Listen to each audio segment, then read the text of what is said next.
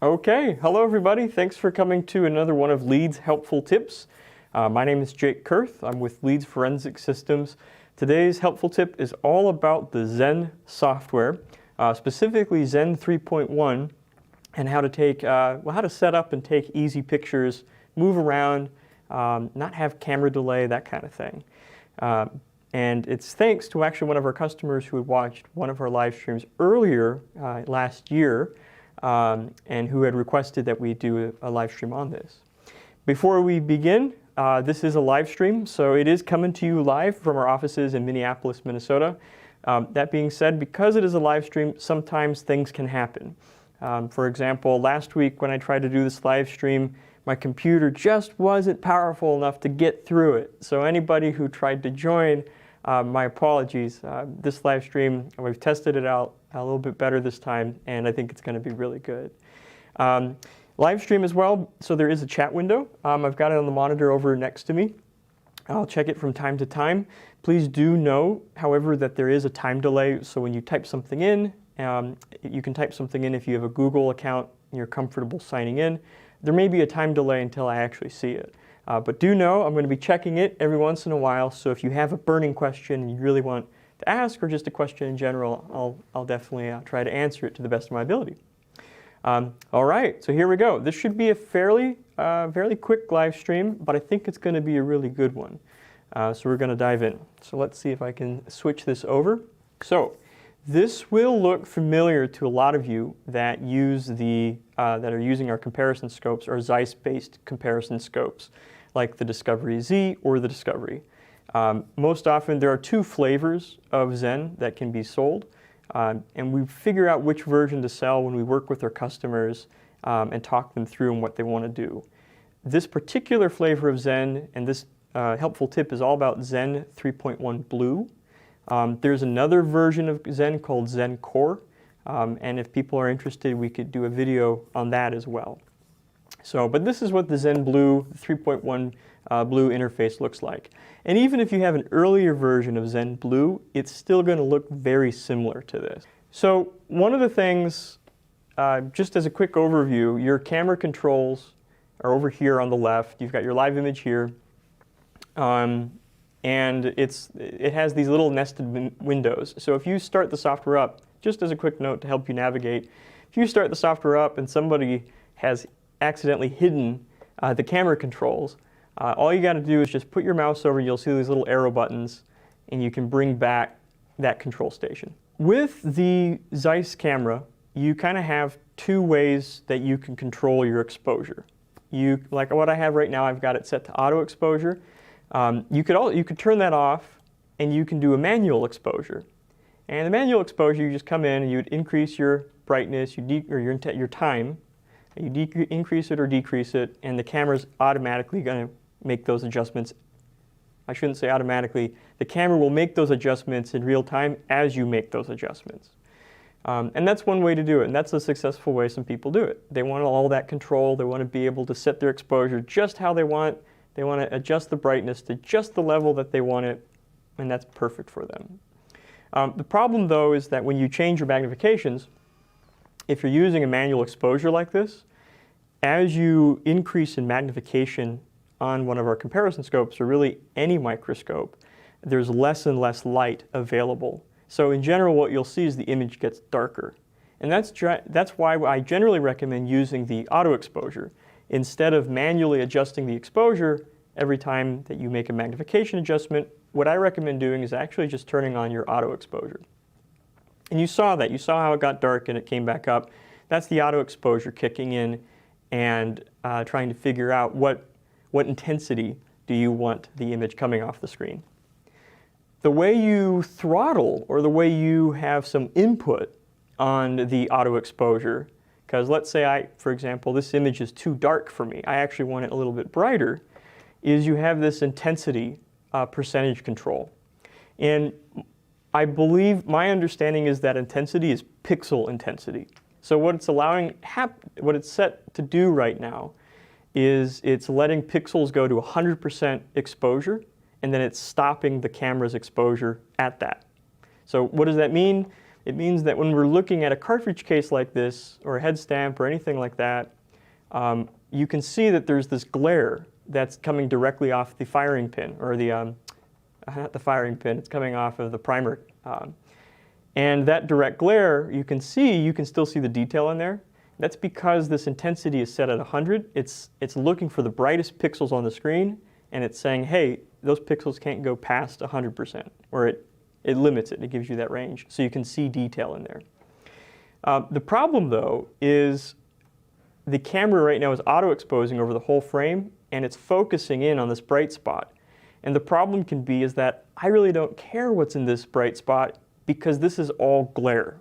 And I actually want to focus on this aperture, either flowback or aperture markings right here.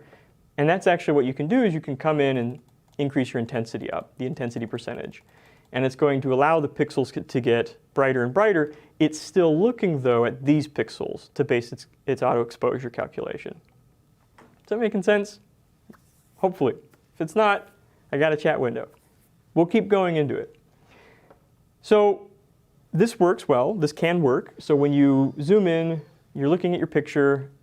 It's always automatically recalculating based on that intensity setting. And this works well as long as that bright area is still in the field of view. Where you run into problems, though, is when you zoom in far enough or you move the sample enough that you no longer have this glare, which is where you set this intensity target on, and then everything gets too bright. So there's another way you can do this that I think is a little bit more helpful. So what I'm going to do is I'm going to zoom back out. I'm going to set my intensity back down to 100%. And I clicked, and it jumped ahead. But you have this little button, this little checkbox over here called Spot Meter / Focus ROI. And what this does is it lets you train the microscope, or train the camera rather, where you want it to actually be calculating its auto exposure. So if I bring it up here, it's calculating the auto exposure to 100% pixel intensity in this box. But let's say, like I said, I'm not interested in this glare. I'm actually interested in these striations down here. I can just reposition my box. I can resize it just so it's on what I'm interested in. And you can immediately see how that works and how it brings out the details there. It ignores everything else, all that glare. It just ignores it and sets the auto exposure for this targeted area. And then this is really nice because as I zoom in, you can see it's recalculating based on where this target is. I don't have to, there's a lot less ambiguity about where my exposure is being calculated from. And for me, I feel I actually have a lot more control this way. And then, of course, you can just come in. When you're ready, you can just hit the snap button. It takes a picture. It's a longer exposure, but so then here's our picture that we've captured. And you'll notice how everything looks really good. You can come back in. You can play with this intensity. But my expectation is intensity 100% using the Spot Meter Focus ROI box. You really won't need to adjust that intensity percentage a whole lot. I think it's going to be pretty good. Another thing you're probably noticing is that my frame rate is pretty good. So let me just move my stage around. I'm moving my stage around. I'm not seeing big delays. The auto exposure is snappy. And what I mean by that is as I move, you're seeing that it moves and then it recalculates very quickly. And that's because I'm using a setting that's a little different than the standard out-of-the-box setting. I think I can say it, that sounds right. So further down in the camera control, what you're going to see by this color mode, RGB, black and white. Also, if you want to take black and white photos, it's as easy as just clicking this black and white, and you're in black and white mode. I know some examiners that I've worked with really do prefer black and white photography. They feel it makes features pop more. So you can absolutely use that. But where I was going is you'll see there's this live speed menu, pick list that you can choose from. The default that a lot of these cameras on our microscopes come with is actually set to a live speed of slow. And the reason it is like that is because what the Zeiss software does is it does little trade-offs. So as you increase your live speed, I'm going to move it to fast. where you maybe can see it. I'm not too sure how good the resolution is through YouTube, but it just looks soft. And that's because what the camera is doing is it's reducing the live resolution, it's increasing up its gain, it's basically doing all it can to make this live image as fast as possible. So if you want video speed, if you want something that's just flying, you can set it to a very fast live speed, which I call very fast. And so that's good for just gross sample movement, that type of thing. I've found the best balance point between the quality of the live image as well as the speed is actually medium.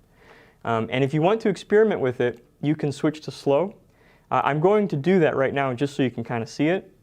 Do know that when I switch to slow, the computer actually ends up using a lot more processing power to calculate the live image.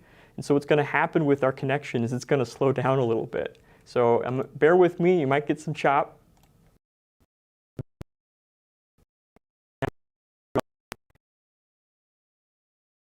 That.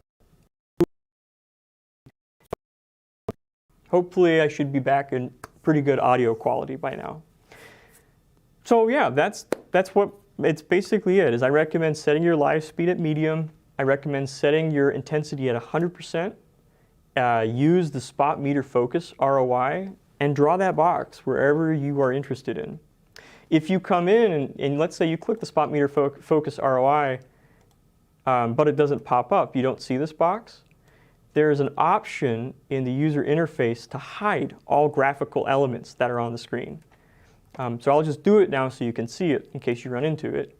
So I'm going to go ahead and right click. I'm going to go ahead and turn off graphics. And so what you'll see is if I turn off my spot meter focus ROI, I turn it back on, the spot meter focus ROI it's actually on the picture, it's just hidden. So to get it back so you can manipulate it, you want to right click and go to graphics. And then it's going to actually show where your auto exposure is being calculated. Another quick comment. Let's say you've done a white balance, or let's say you need to do a white balance. So like everything looks green, I don't know, you're looking at nickel, and the nickel doesn't actually look like nickel, it looks more like gold. It's time to do a white balance. Well, the white balance by default is really good. You just need a white business card or something like that, and you can just click this auto button, and it will calculate over the whole frame, the white balance. Alternatively, you can use this pick button and click individual areas, but I generally recommend auto. Let's say you've done that and you still aren't very happy with either how warm or how cool the color is of your live image or of your captured images. What you can do is you can actually see there's this little box right here that says show all for all the components. We're just going to focus on this camera setting right here. You click show all, and what you're going to see is now you have a color temperature slider. And you can actually fine-tune your white balance using this. So if, for example, I think this looks kind of like maybe a bit green or a bit cool, and I want to add some more warmth to the image, you can actually just drag this slider down more toward the warmer spectrum. You can see as it's updating in real time. And the reason I'm doing this is just trying to match more what I see through the eyepieces. A lot of all these other settings you don't really need to use a lot of. For general image capture, you can crop your images using acquisition ROI. I suggest you try it out, see how it works. Feel free to play with any of these settings. But that's really about it. So I'm going to go ahead and turn off show all and see if we have any questions. I don't think we do. So okay, hopefully this helpful tip was helpful and useful for you in your casework. Again, Leeds Helpful Tips are these quick tutorials and quick informational sessions that we've been putting together that cover the breadth of our topics. Some weeks it could be about the discovery, other weeks it's about our trace comparison scopes. If you have anything that you would like us to cover more in depth or just cover in general, please feel free to email me at jkurth@leedsmicro.com. Similarly, we've actually started a similar web series called Evo Found, which is run by Neil, who's our Evo Finder product manager, and it's all about Evo Finder, and it's really cool. So I suggest you also check that out too. So if there's no further questions, thanks for watching, and have a great day.